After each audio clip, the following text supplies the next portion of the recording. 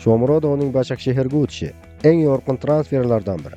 Turkiyaning beIN Sport kanalidagi 10 numara ko'rsatuvida futbol tahlilchisi Ugur Meleke Eldor Shomurodovning Başakşehir klubiga o'tishi mavsumning eng yaxshi transferlaridan biri bo'lganini ta'kidladi. Uning fikricha, Shomurodovning jamoa a'zosiga aylanishi juda muhim va yorqin qaror bo'lgan.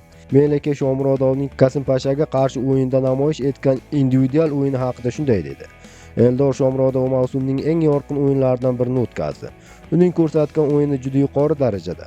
Bu ko'rsatuv Başakşehirning o'zini yuksaltirishiga olib kelishi mumkin. Ehtimol Başakşehir uni to'liq sotib olishini ham kuzatamiz. Klubni tabriklayman. Shuningdek, yosh murabbiy Nuri Shahinni alohida tabriklamoqchiman. Shomurodovning Başakşehirga o'tishi klubning transferlari orasida eng katta natijalardan biri bo'ldi, deb hisobladi Meleke. Shomurodovning o'yini haqida to'xtalgan Meleke o'yin tugagach futbolchini ham e'tirof etdi. Biz yaxshi o'ynay olmadik. O'yinimiz past edi. Ammo baxtimizga Eldor kabi futbolchimiz bor.